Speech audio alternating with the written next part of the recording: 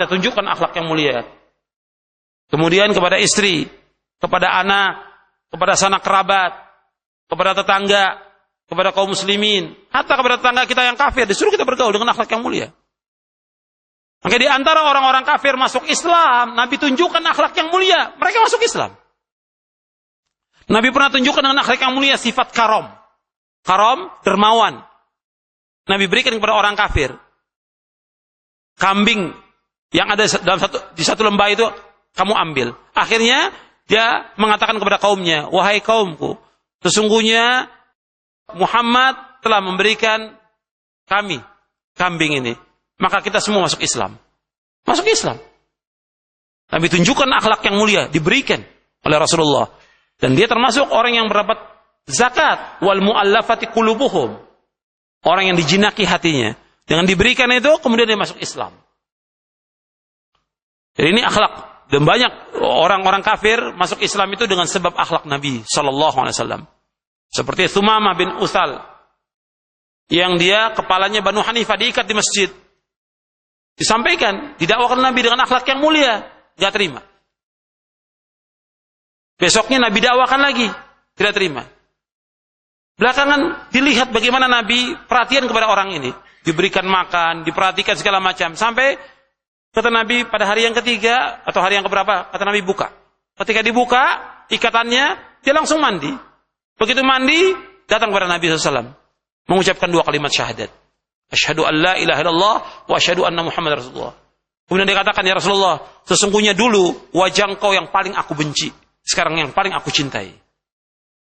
Kenapa dia mengatakan demikian? Nabi akhlak yang mulia. Kepada orang kafir bukan dicaci maki.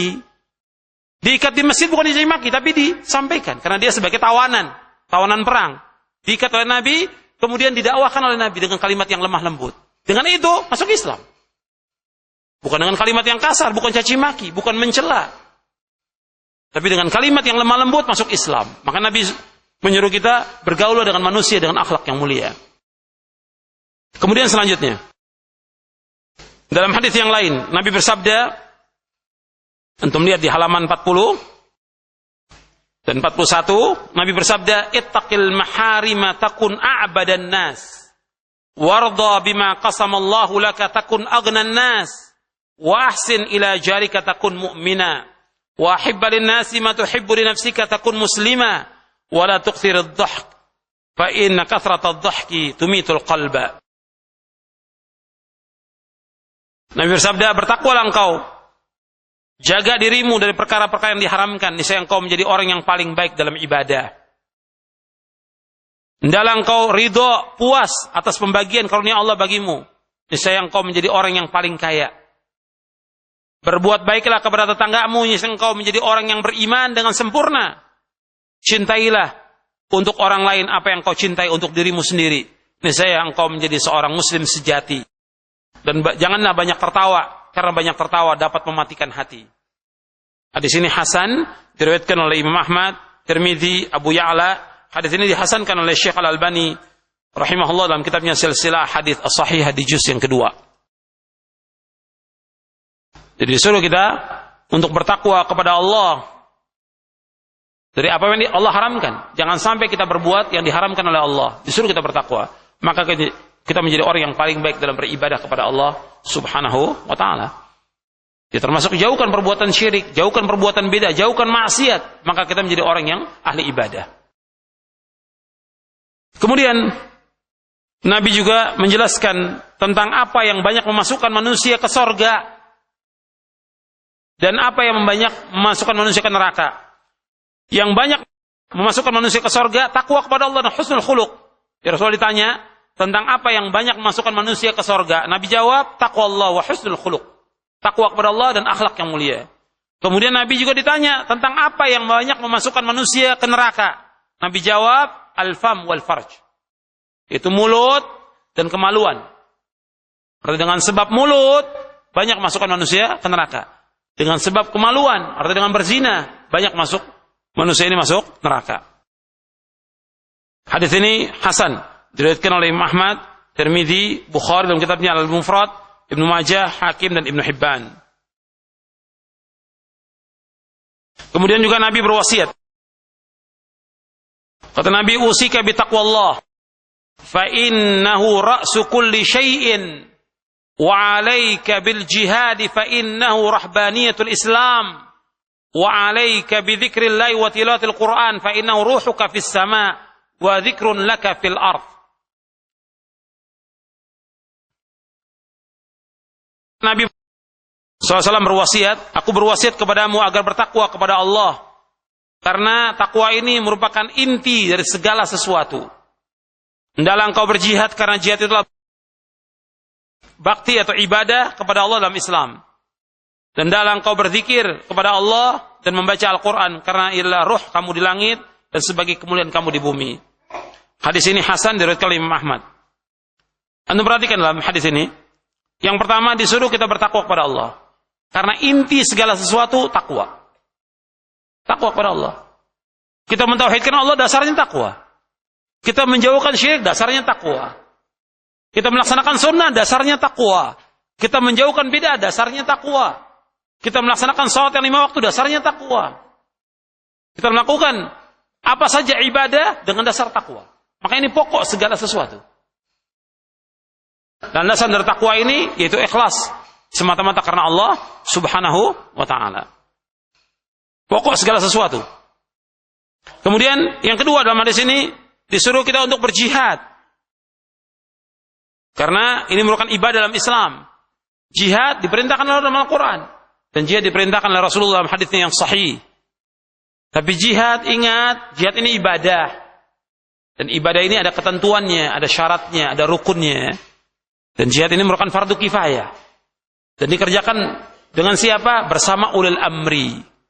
Jihad itu menurut kitab-kitab akidah Ahlussunnah wal Jamaah bahwa jihad itu tetap berlaku. Tetap berlaku. Bersama siapa? Bersama ulil amri. Kita enggak seperti orang-orang Syiah yang mengatakan jihad belum ada sekarang ini. Karena apa? Imam belum muncul. Kita enggak seperti orang-orang tarekat yang menafikan jihad. Kita juga enggak seperti orang-orang sekuler yang menafikan jihad, tidak. Ahlussunnah mengatakan jihad tetap ada. Dan kita wajib untuk berjihad. Yang fardu kifayah. Tapi bersama ulil amri. Bukan teriak-teriak jihad seperti yang ada sekarang ini. Setiap orang teriak jihad. Yang berhak mengumandangkan jihad ulil amri, bukan kita. Jangan dudukkan diri kita sebagai ulil amri. Jangan dudukkan diri kita sebagai ulama. Yang berhak mengumandangkan jihad ulil amri. Kalau ulil amri mengatakan jihad, berangkat jihad itu. Apakah ulil amrinya orang yang jahat atau orang yang baik? Itu dalam kitab-kitab akidah semua demikian. Al-jihadu madin ma'awulatil umur. Abraran kanu am fujjara. Bahwa jihad tetap berlaku sampai hari kiamat. Bersama siapa? Ulil amri. Apakah mereka orang-orang yang baik ulil amri itu? Atau mereka orang yang jahat? Tetap berjalan. Bukan seperti sekarang. Setiap orang teriak jihad. Berangkat tidak, merusak akhirnya. Karena apa? Menghasung, provokasi orang untuk melakukan jihad. Akhirnya berangkat tidak, dirusak semua bangunan.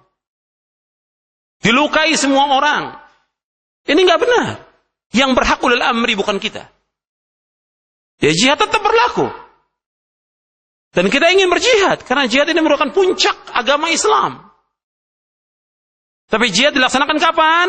Ketika terjadi peperangan antara muslimin dengan kafirin. Bukan setiap waktu. Maka ketika ada seorang bertanya kepada Ibnu Umar, ketika disebutkan tentang rukun Islam, jihad bagaimana? Jihad itu baik. Tapi ini aku dengan Rasulullah. Rukun Islam itu ada 5. Jihad nggak masuk. Artinya jihad itu tidak setiap hari dilaksanakan. Nggak ada setiap waktu. Tapi ketika ada musuh memerangi kaum muslimin, wajib. Untuk memerangi mereka. Kemudian yang ketiga, di dalam hadis ini disebutkan, disuruh kita untuk berzikir. Untuk banyak berzikir. Berzikir yang sesuai dengan sunnah. Bukan zikir yang bid'ah. Bukan zikir jama'i. Zikir yang sesuai dengan sunnah. Maka pelajari zikir-zikir yang sesuai dengan sunnah Nabi SAW. Kemudian disuruh kita untuk membaca Al-Quran. Jadi ada 4 wasiat dalam hadis ini. Dan selalu baca Al-Quran.